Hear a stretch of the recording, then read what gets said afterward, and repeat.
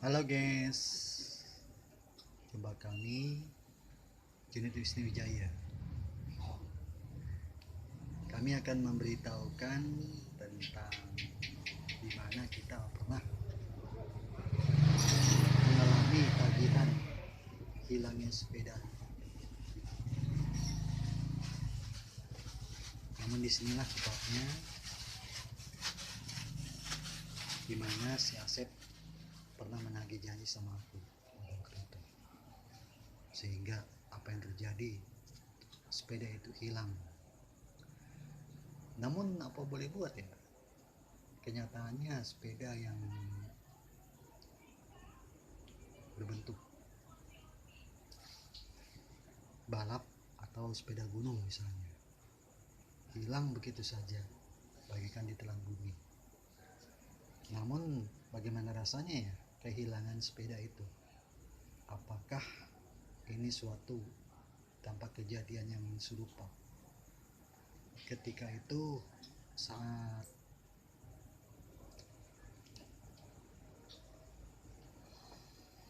pada awal pertemuan dengan Igun waktu itu, dan saat itu juga akhirnya dia menanyakan sepeda itu.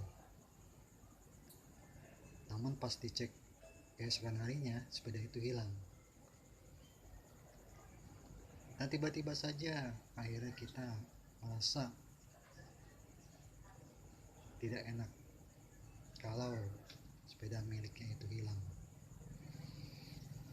Namun bagaimana rasanya ya? Akhirnya aku pun harus pergi menjauh dari mereka, takut ya khawatir bahaya yang mengancam. Namun kenyataannya di kemudian hari ketika kita merasa akhirnya pergi jauh, daripada kita mendekati ya gak usah lah, gak usah mendekati. Sebab apa? Sebab kita gak mau menyusiakan apa yang terjadi terhadap kita sekarang ini. Namun dibalik itu juga ya kenyataannya sepeda yang dimiliki itu adalah sepeda gunung, adalah milik dari salah satu saudara di situ. Hilang ditukar dengan sepeda lipat. Namun siapa yang dapat jawab? Dia atau saya gitu. Dan akhirnya kemudian saya juga menerangkan apa yang terjadi sesungguhnya, dampak dari peristiwa itu. Namun ya begitu aja, ketika diselidiki kebenarannya, namun sepeda itu hilang. Jadi ya siapa yang menerima tanggung jawab dan siapa yang salah, saya atau dia? Jadi ya begitu aja, apapun sebenarnya terjadi, sepeda yang dimiliki itu hilang. Namun sepeda gunung itu harganya lebih mencapai dari 1,5 juta ya kalau salah. Sama kita membeli HP, kalau kita membeli handphone canggih aja kan harganya lebih 1,5 juta, apalagi sepeda. Namanya kalau dipikir-pikir ya gitu, harganya relatif sama seperti sepeda. Dan kemudian akhirnya pada waktu itu juga, pada awal peristiwa itu, ketika ia sedang mencari-cari saya, namun kita nggak tahu pergi kemana. Jadi ya kepikiran. Nah kemudian akhirnya saya diinterogasi untuk balik ke rumah, namun saya tidak mau. Tapi ya gimana lagi, saya balik ke rumah hanya memusingkan penderitaan saya, penderitaan ayah saya. Namun saya tidak mau kehilangan bisnis saya sendiri. Karena apa? Karena satupun yang saya punya, saya tidak bisa berbuat apa-apa lagi. Dan perlu diketahui ya, kalau kasus sepeda hilang itu dari sepeda gunung kan hanya tanggung jawab semata-mata. Walaupun biasakah terjadi pada hati kita kalau sepeda itu hilang begitu saja? Mas, sepeda itu hilang kemana?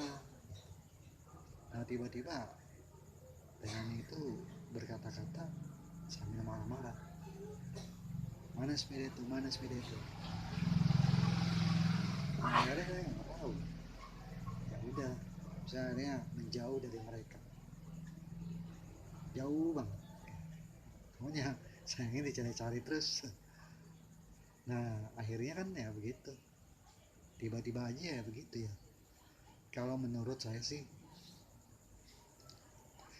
memang keadaan seperti itu, maaf mas kami, keadaan seperti itu juga. Apa namanya, kalau hilangnya sepeda gunung merupakan kasus yang semata-mata kita utarakan. Apalagi ya di zaman sekarang ini kan susah cari uang untuk menggantikannya. Untuk modal ganti rugi aja susah, apalagi sepedanya gitu. Nah, kalau di samping itu juga saya katakan ya, harapkan itu sudah menjadi momen yang nggak pernah kita bayangkan. Namun ya mau bagaimana lagi coba,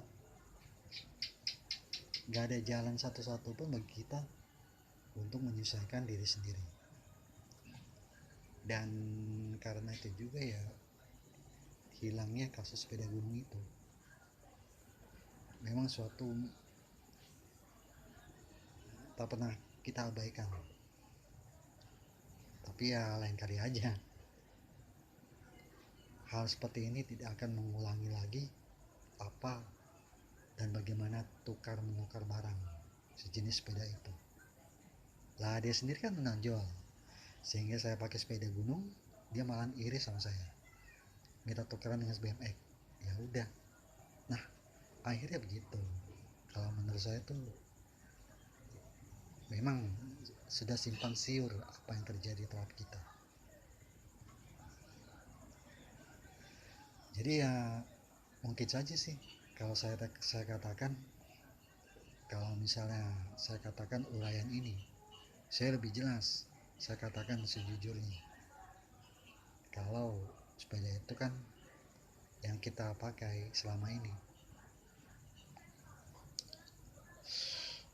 memang terasa ada seorang teman yang iri sama aku untuk menukarkan dengan BMX. Ya udah, saya suruh pakai. Namun tak lama kemudian tidak akan kembali itu sepeda. Begitu katanya. Jadi kenyataannya, aduh kacau juga ya. Si Asep mulai berpikiran pada saat pertama kali di situ.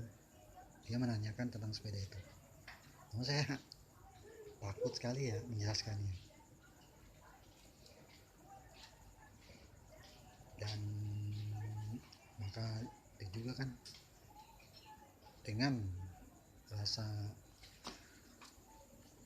bingung, sepeda itu hilang, entah kemana, entah dijual atau ditukar atau gimana. Akhirnya ya istrinya sini marah-marah itu sama saya, bukan sama saya aja, tapi ya sama yang pelaku penukaran sepeda itu, yang tak lain adalah Igun.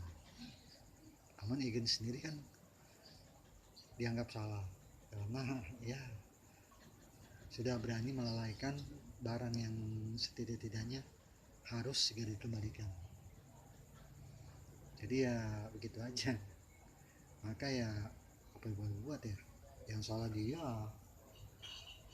mungkin saja bisa begitu, apa namanya, kurang nggak sepandai-pandai mengerti, percaya.